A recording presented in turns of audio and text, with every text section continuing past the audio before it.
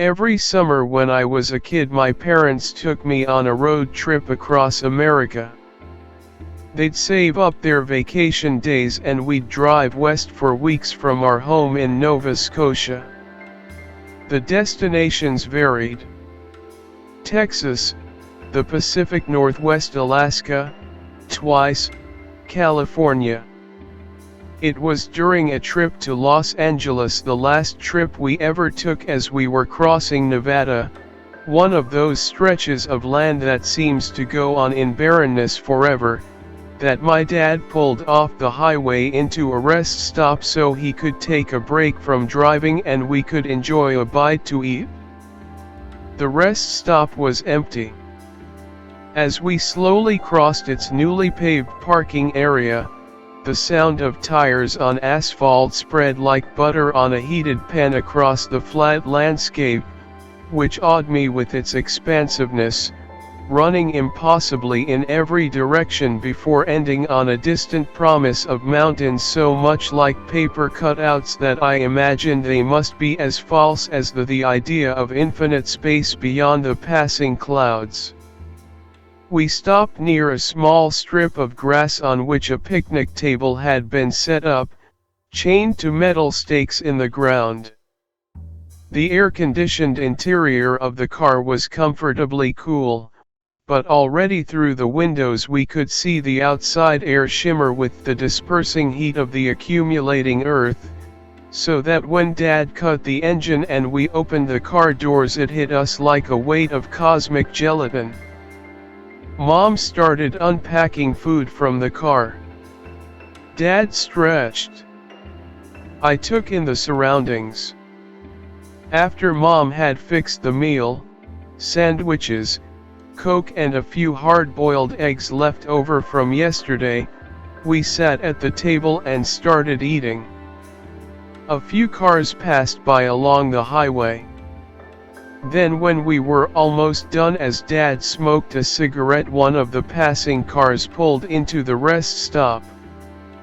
We watched it methodically circle the parking area several times before stopping in the middle of the lot with its front windshield facing us.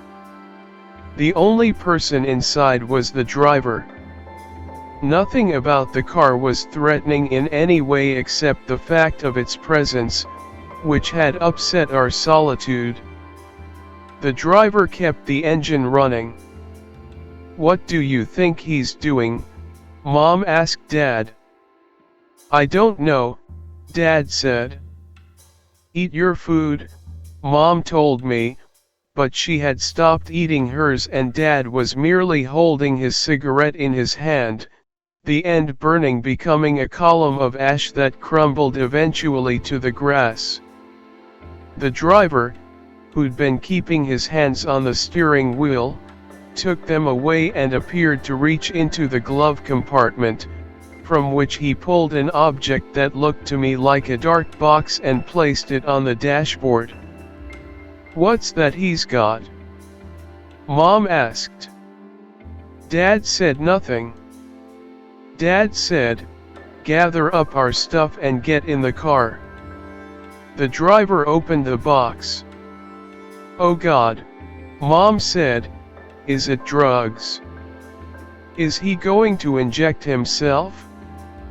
The driver took something out of the box. "He's got a gun," Dad said, and Mom wrapped everything quickly in the checkerboard plastic tablecloth we'd been eating on and shoved the resulting ball of dishes and food into the car's trunk. She shut the trunk. "Get in the car," she said to me, her voice breaking. Dad got up, tossed his cigarette aside and stomped on it. "Don't look at him," he said. Mom pulled me into the car. Dad tossed the car keys to her through the open passenger's side door and told her to start the engine. "What are you doing?" she asked as he stood there looking at the driver. Dad didn't reply. Mom tried the ignition but the car wouldn't start. "I think he's going to kill himself," Dad said, and for the first time in my life I felt my nerves squirm like tentacles getting themselves into knots inside my body, inside my soul. It was even hotter than it had been on the grass outside. Mom was panicking. Dad shut the passenger side door and began walking toward the other car. "Where are you going?" Mom yelled, but he ignored her, and I watched in hot fear as he walked off the grass onto the black asphalt. I was sweating. Dad reached the other car and knocked on the glass. The driver lowered the passenger's side window. Dad said something, then the driver said something. Then Dad looked at us, his eyes even at such a distance sinking visibly into a depth many times greater than that of his head, and he opened the car door and got in, taking a seat beside the driver. Mom, who still hadn't gotten the car started, was repeating, "What's he doing? What the hell is he doing?" And sweat slid down my face, my back, down my thighs, shins, calves, into the grooves of the rubber mat on the car floor. What's he doing? Just what in God's name is he doing? Dad talked to the driver. The driver talked to Dad. Dad talked to the driver. The driver talked to Dad. Mom punched the car horn again and again, and in the other car, in the back seat behind both Dad and the driver, a third figure appeared. It hadn't been there before. I knew it hadn't. When the car had pulled off the highway, the only person in it had been the driver. Now the third figure, whose eyes shone crimson, reached its arms around the sides of both front seats. Arms ending in claws. Inhumanly large, with long and slender fingers that concluded in dense talons. And the talons closed around Dad's head, and the driver's head, and it pushed their two heads together, pushed them both, one into the other, so that Dad's body subsumed the driver's. "Oh God! Oh God!" Mom screamed. Where before there had been Dad and the driver, now there was only Dad in the driver's seat, reaching into the box on the dash, pulling out a gun. The driver's side door opened. Dad got out and began walking towards us, his face a shifting contortion of smiles, laughter, tears, and anger, madness, uncertainty, his movements jerky, uncoordinated. I remembered playing a fighting game once where a glitch caused both controllers to control the same character. That's what he looked like. That's what Dad looked like as he crossed from the middle of the parking lot to where Mom was crying and screaming, trying desperately to start the car, and where I felt like I was drowning in my sweat. I felt underwater. I felt under fucking water as Dad's body took a few steps forward, wrenched itself sideways, fell, got back up. The arm holding the gun pointed it at us. The other arm grabbed it. The two arms wrestled, and the first got free and smashed Dad's face, and the second grabbed the first's wrist, but it didn't drop the gun, and Mom finally got the engine started. Dad fired. The bullet hit our car.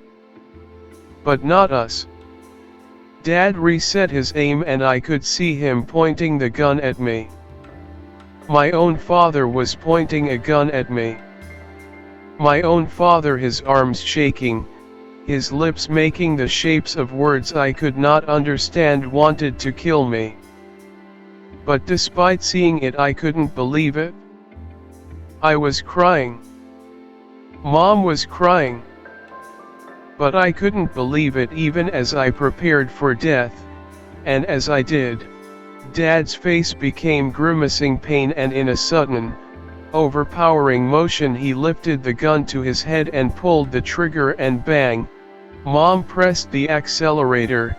Our car shot forward, swerved and skidded, leaving marks on the surface of the parking lot, and we were on the highway, flying down the highway, leaving Dad's crumpled body behind on the hot black asphalt. We drove stunned, our cries subsiding gradually to an uncertain, whimpering silence, the result of a stunted understanding of what had come to pass. We didn't speak about it, then or ever, but the lack of Dad's presence was monumental. Gazing out the window I saw, the distant mountains had disappeared, and as far as I could see in all directions there was nothing but boundless desert. At the nearest town we reported the incident to the police. We gave statements, and the police concluded, contrary to what I'd seen and what I knew to have happened, that Dad committed premeditated suicide. That's how they explained the presence of the second car, which Mom and I both saw arrive at the rest stop, but that the police decided had been there the whole time, apparently planted by Dad, who hadn't been away from us for more than a few minutes in the past 2.5 weeks. It was a wrong but rational explanation, one that in time even Mom accepted as true because it was easier to believe than her own fading memory, which leaves me as the only person in the world who can attest to what really happened, even if that reality remains beyond my ability to comprehend. That's why I wanted to share. To give a touch of permanence to the flickering of an ever-passing world.